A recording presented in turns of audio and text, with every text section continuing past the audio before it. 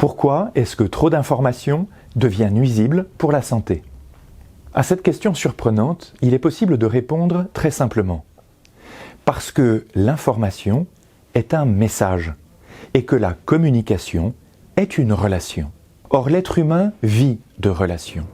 Il a donc besoin de communication et non d'information seulement. Il est nécessaire de lui laisser le temps de digérer, d'assimiler les messages.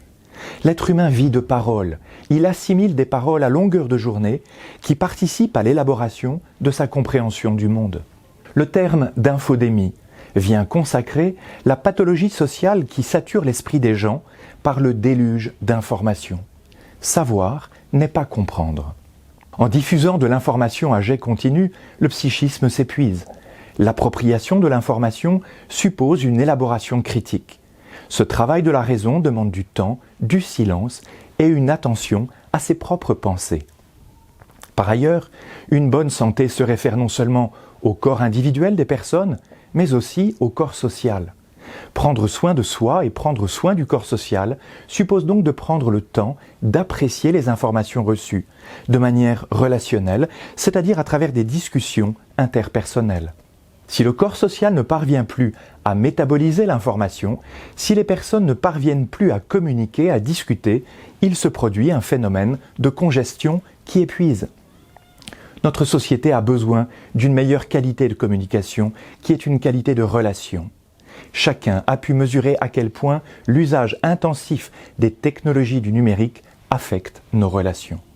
Pour tirer parti de l'immense potentiel des technologies, nous manquons d'une culture numérique.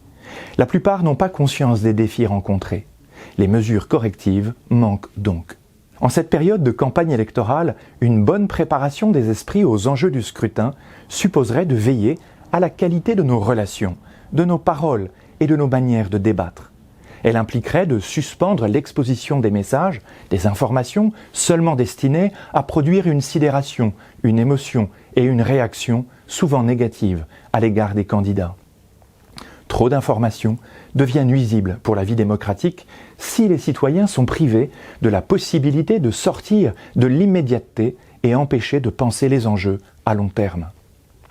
La grandeur politique se révèle quand, dans les moments difficiles, on œuvre pour les grands principes en pensant au bien commun à long terme, rappelait le pape François. En acceptant de communiquer réellement, c'est-à-dire sans intermédiation technique, nous préservons la ressource relationnelle vitale pour chacun de nous. La vie est dans la relation à laquelle l'environnement technique du numérique ne peut en aucune façon se substituer.